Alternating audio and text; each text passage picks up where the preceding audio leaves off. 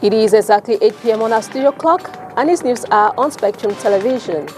Making news today, November 9, 2021. Regional advisors have met this day in Yaoundé in a working session to strengthen their capacities in the drawing up of regional development plans. The Minister for the Promotion of Women and the Family was reached out by our newsman Olivier Mbuzike for more precision on this session. Plus, in sports football, Eric Maxime Choupo-Moting has been tested positive for COVID-19 and won't be joining his teammates in the encounter between Cameroon and Malawi, slated this Saturday, November 13, 2021. Our sportswoman, Oni Ladonette, will be telling us more in this newscast. These stories in full and more will be yours in a short while. Good evening, ladies and gentlemen. Thanks for joining in on the 8 p.m. Bilingue Primetime Newscast on Spectrum Television. We'll ride on in the French language with Makeda Lydie Newton. Bonsoir, Makeda. Bonsoir Christelle Assec, mesdames, messieurs, bonsoir et bienvenue dans ce journal bilingue. Nouveau rebondissement dans l'affaire opposant le cabinet conseil à Tours au directeur général du port autonome de Douala. C'est désormais du côté du tribunal administratif du littoral que va se jouer la bataille judiciaire. Une bataille dans laquelle on note l'entrée d'un nouveau protagoniste, à savoir le consupé. Léla Renganzu. Nouvel épisode dans l'affaire opposant le directeur général du port autonome de Douala au cabinet Ato dans la gestion des actifs résiduels des ex, Régie nationale des chemins de fer du Cameroun, Office national des ports du Cameroun et Office national de commercialisation des produits de base. À travers 2 courriers, le cabinet vient de saisir ce 8 novembre le président du tribunal administratif du littoral. Recours contentieux. La première correspondance, enregistrée par le greffe du tribunal administratif du littoral, conteste la décision émanant du ministre délégué à la présidence, chargé du contrôle supérieur de l'État. En effet, dans une notification du 17 septembre 2021 et reçue le 20 septembre par le cabinet Aton, le consupé annonce un audit de la gestion par le cabinet conseil des actifs résiduels des S, Régie Fercam, ONPC et ONCPB. Affirmant que la correspondance du consupé lui pose un problème, le cabinet Ato, dans son recours contentieux au tribunal administratif du littoral, dit avoir introduit 7 jours plus tard, le 27 septembre, un recours gracieux auprès du consupé, qui le 27 octobre, soit un mois après, l'a rejeté. C'est donc fort de ce rejet que le cabinet représenté par son administrateur général, Lazare Aton, demande l'annulation de la correspondance du consupé datée du 17 septembre 2021.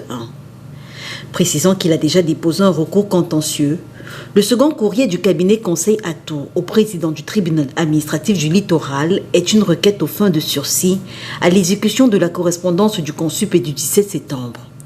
Notons tout de même que, sauf disposition législative spéciale, la requête devant les juridictions administratives n'a point d'effet suspensif s'il n'en est autrement ordonné par le juge.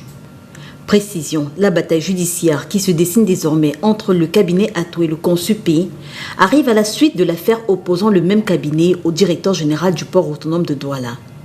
Il y a quelques semaines, l'administrateur général de ce cabinet dénonçait devant le tribunal criminel spécial, Cyrus Ngo, qu'il accusait de détournement de biens publics en coaction et complicité, blanchiment de capitaux et abus de fonction. Dans sa dénonciation, Lazare Ato explique que derrière ce que la direction générale du PAD brandit comme modernisation du port, se cache en réalité un système d'endettement de l'organisme portuaire qui fait que les banques, au regard des gros montants empruntés, réclament aujourd'hui des garanties. Et donc, c'est la raison pour laquelle, laisse entendre Lazare Ato, le directeur général du port autonome de Douala veut mettre la main sur l'actif résiduel de l'ONPC. Affaire à suivre, raconter et célébrer l'histoire, rendre hommage aux pionniers et grands témoins en passant par l'annonce de la vision pour les prochaines années. Voilà quelques points au cœur de la célébration de l'anniversaire de l'hôpital La Quintinie de Douala. La formation hospitalière créée en 1931 sous le nom Hôpital indigène de Douala fête en effet ses 90 ans. Un point de presse présentant les différentes articulations a été donné ce jour. Plus de précisions avec vous, Oriane donc. Dans le registre des formations hospitalières, que serait la ville de Douala sans son célèbre hôpital La Quintini? Eh bien, la vieille dame a 90 ans. 90 ans à sauver des vies au cœur de la ville de Douala. 90 ans à soutenir le quotidien des patients. 90 ans à innover chaque jour dans le domaine de la santé. 90 ans à forger une tradition de générosité et de solidarité. 90 ans à se construire et à forger une équipe performante. 90 ans à s'améliorer dans l'humanisme, dans la qualité des soins et dans la justice sociale. C'est l'occasion pour le top management de raconter et célébrer l'histoire, rendre hommage aux pionniers et grands témoins, célébrer le personnel et remobiliser les troupes et annoncer la vision pour le futur. Notre objectif principal à l'hôpital de la Quintini de Douala demeure de faire de notre formation sanitaire la toute première polyclinique publique du Cameroun, ce qui, loin des considérations utopiques, est désormais une réalité au regard des diverses réalisations. L'hôpital de la Quintini, au regard de sa prérogative, qui est de sauver des vies sans condition de paiement préalable, est aussi un hôpital universitaire. Les symposiums de formation à l'emploi des étudiants et du personnel y sont constamment organisés. Du 13 novembre au 4 décembre prochain seront au menu des activités culturelles, sportives et scientifiques. À partir de demain, le tirage au sort du petit tournoi de football que nous organisons, qui sera en direct sur l'une des radios, Radio Alphonse de la Cité, et ce tournoi qui commence le samedi 13 novembre 2021. Également à noter l'élection pour les récompenses des personnels et des pionniers qui commence le lundi 15 novembre. Nous allons organiser la projection d'un film documentaire le mercredi 24, film à travers lequel on pourra révéler l'historique de l'hôpital à Quintini avec l'intervention d'un certain nombre de pionniers. Le samedi 21 sera marqué par la finale du tournoi de football. Les consultations délocalisées sont également à être montées. Un point de presse pour marquer le lancement des festivités du 90e anniversaire de l'hôpital à Quintini a eu lieu ce 9 novembre 2021, ici à Douala. Dr. Christopher Fomunyo, Senior Associate and Regional Director for West and Central Africa at the National Democratic Institute in Washington, D.C. in the United States of America, has commended the efforts and work done by Liberia's former president, Ellen Johnson, in her attempt to get women across the nation at the African continent to hold senior managerial positions. Catherine Kone tells us more. Dr. Christopher Fomunyo, a senior associate and more, lauds trailblazing role of Ellen Selive Johnson at the dynamic Amujai Women's Leadership Forum that took place in Liberia last month. I've made our continent look bad. They've put us into deep trouble. They've undermined our resources, our reputation internationally. And I'm so delighted that my own sisters are getting together to change things.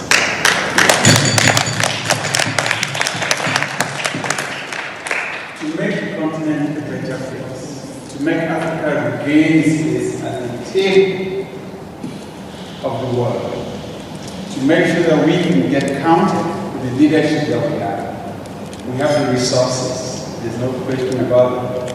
Everybody comes to the continent to make themselves get better and richer. But look at the conditions in which our people live. The former adjoint professor of African politics and government at Georgetown University urged the women to focus on developing a personal roadmap to positions of influence. The president had this vision. I can just imagine, we're all in the second year or the second cohort, and look at the energy in this room. Can just fast forward to 5 years, to 10 years, you all have taken over the country. Dr. Fomunyo equally highlighted some of the challenges he has overcome in his public leadership journey and the strategies employed to forge ahead. World Health Organization, and we wanted her to come because we're trying to entice some of the former leaders to become ambassadors of good health in the fight against malaria and other diseases on the African continent. And then we said to ourselves, we must invite this woman who has been so tenacious and so determined to govern her country. And so we sent an invitation to Madam President. I don't know if she still remembers. We sent an invitation to her at a very difficult time for her, because at that time, she had gotten a lot of threats of violence, harassment. She was living in exile in Abidjan. The country Liberia was going through a transition, but she was determined to come. She dropped. The Ellen Johnson Center's flagship program, the Amuje Initiative, addresses the underrepresentation of women in leadership in Africa by ensuring that women become equal partners in setting national priorities and the direction of their respective nations. Regional advisors have met this day in a working session in Yaoundé to strengthen their capacities in the drawing up of regional development plans. The Minister for the Promotion of Women and the Family was reached out by our newsman in Yaoundé, Olivier Mbozeko, for more precisions on the session. Now, decentralization is a new issue, and I really praise the initiative of the minister to integrate gender budgeting in the plans of development of the councils of the different regions. In this way, equal chances, equal opportunities, participation in development by women will be effective. We are also extending a hand to men, to young men, to defend the cause of women. This is why we are coming back to the He for She campaign, which was launched in 2014 by the UN and in Cameroon in 2016 under the patronage of His Excellency Prime Minister, Head of Government. So it is extremely important for men to know that women should play the role that they deserve. A lot has already been done, but still more needs to be done. We know that the head of state, in his documents for the presidential campaign of 2018, he made a commitment to see parity become a reality, and to also do everything that he can to make women participate fully in the development of our country. Les autorités de régulation des télécommunications de la zone CEMAC se sont réunies ce mardi ici même à Douala. Au centre des échanges, la problématique du roaming en Afrique centrale. Un protocole d'accord sur la suppression des frais d'itinérance a été donc signé à la fin de cette rencontre par les différents responsables. On fait le point avec vous, Inès Pangan.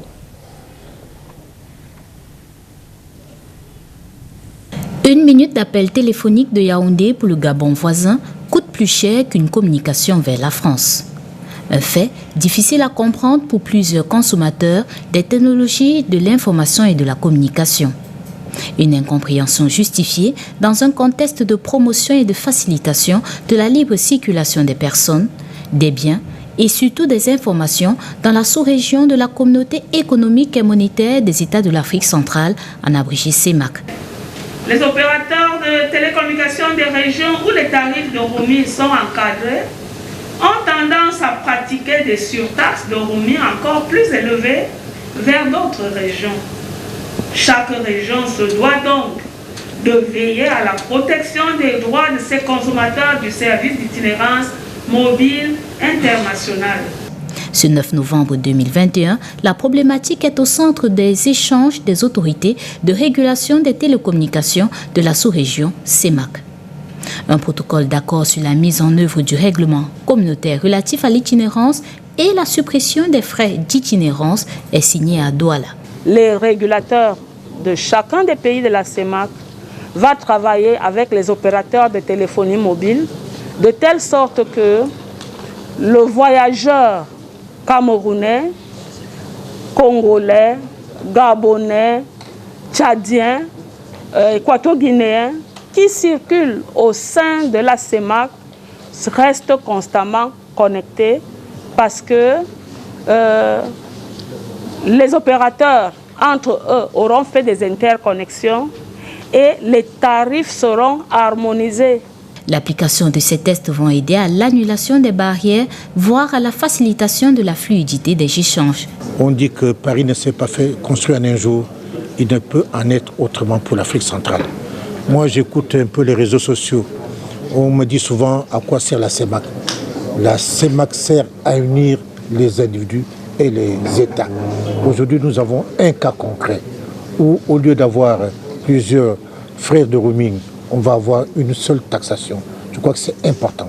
Le communiqué final de cette rencontre précise que les opérateurs de téléphonie mobile en zone CEMAC doivent faciliter la mise en œuvre du dit protocole. Et la ville reprend progressivement fière allure. C'est du moins le constat fait dans les rues de la capitale, quelques jours seulement après les mouvements d'humeur enregistrés à Isakam, l'entreprise chargée de l'assainissement public.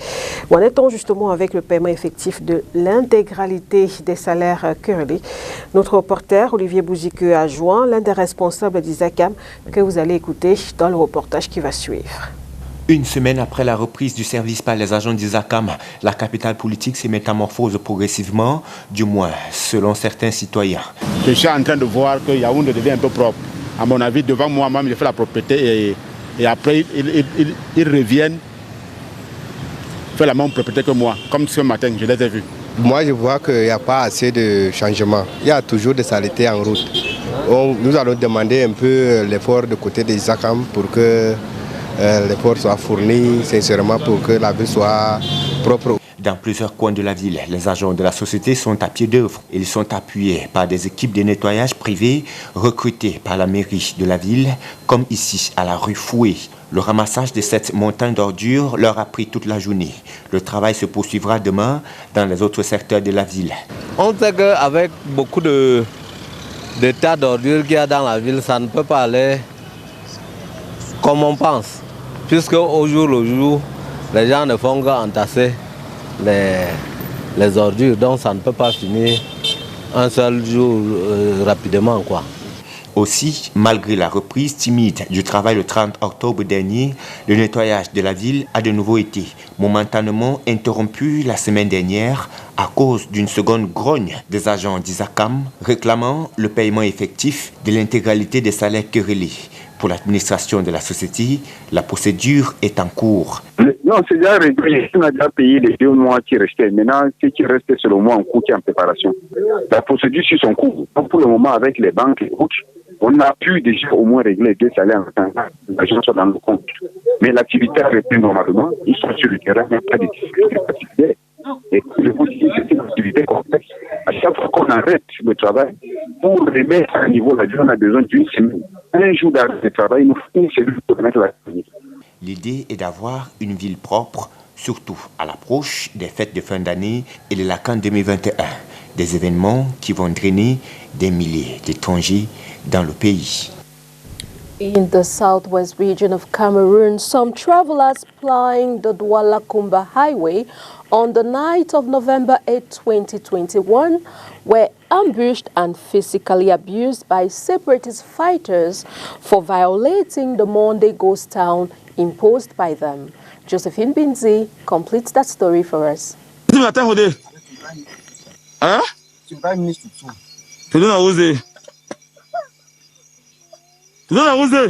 Humiliated and physically abused are some of the ordeals passengers of a transport agency with name withheld plying the littoral to southwest roads were met with. The ambush took place 1 hour from Kumba, Meme Division in the southwest region.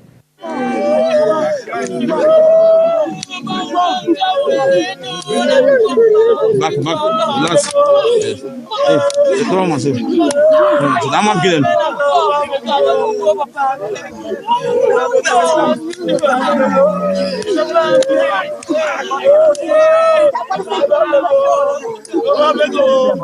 About 8 of them were humiliated and given corporal punishment for traveling on Monday, a day set aside by separatist fighters to inflict fear on the population of the northwest and southwest regions and trample on the economy. They travel on Monday.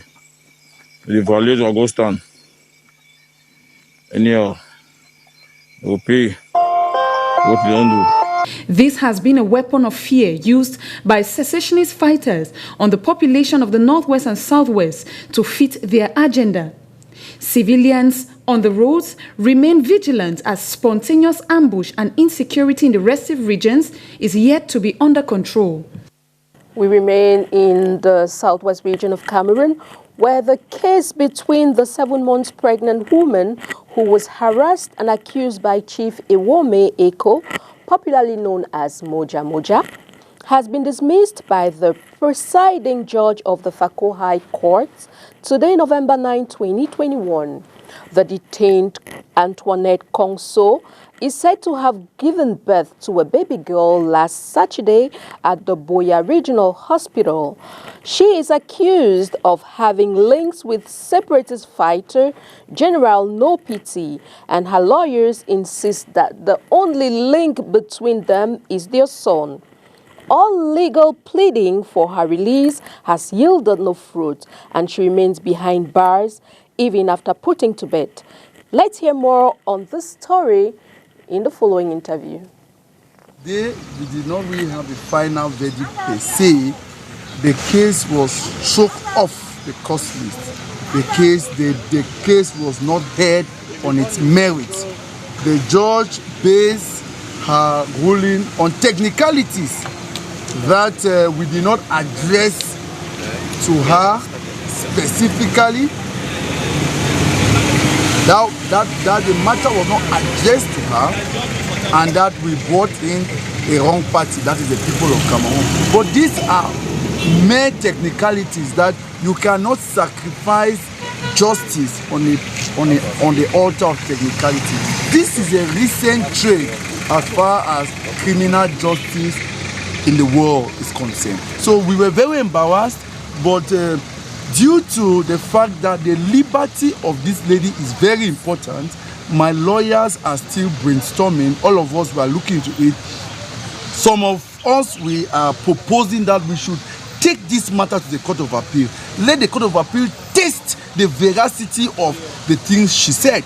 We were very embarrassed that in her ruling, striking out the case, she said something like, I, the applicant, I stood in the place of Madame Konso Antoinette. It was an aberration on our part, because the law, section 584 and 585, is saying that they must produce the applicant, they must produce the person who is illegally detained.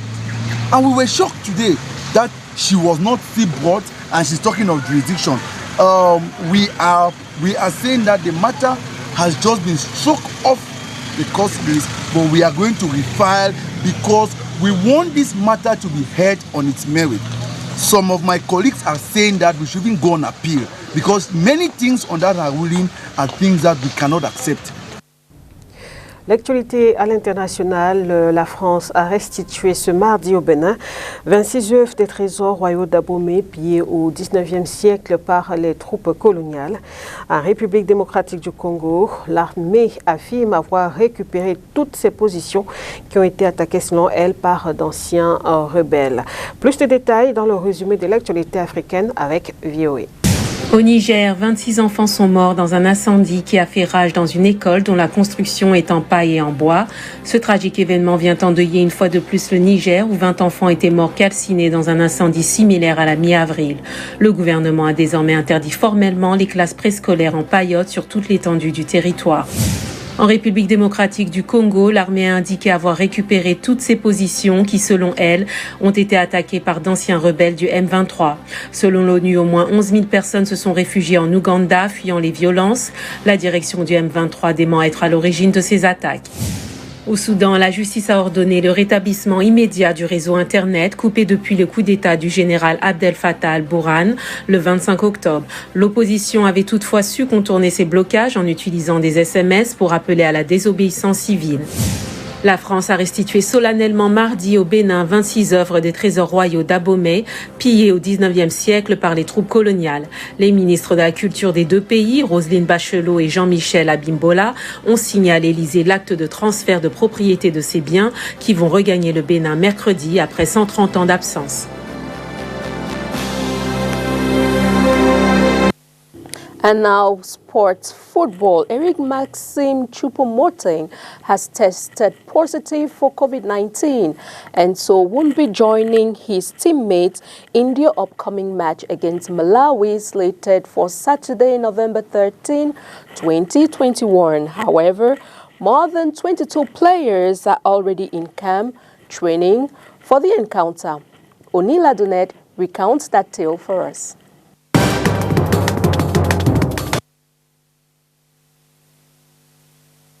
Training continues for the indomitable Lions of Cameroon in Yaoundé as they prepare to confront the Flames of Malawi come Saturday, November 13 in South Africa. On the night of Monday, November 8, 2021, Ignatius Ganago, Gande Gadri, Fai Collins and 10 others joined Vincent Abubakar and mates in camp.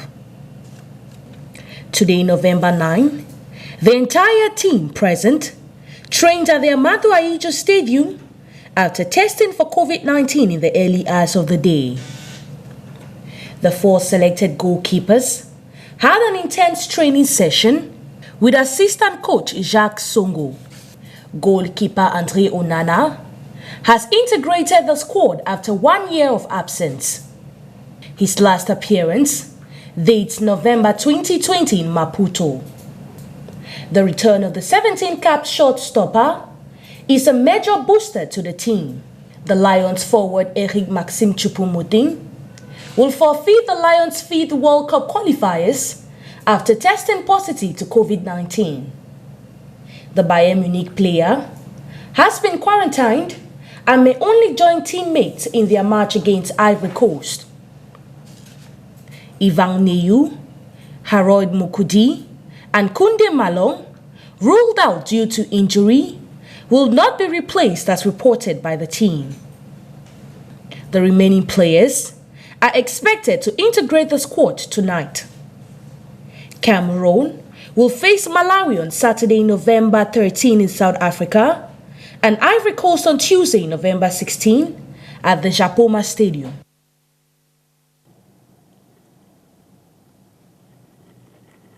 That report puts an end on tonight's newscast. Thanks for joining in. See you tomorrow, God willing, for another edition of the news on Spectrum Television. Bye-bye.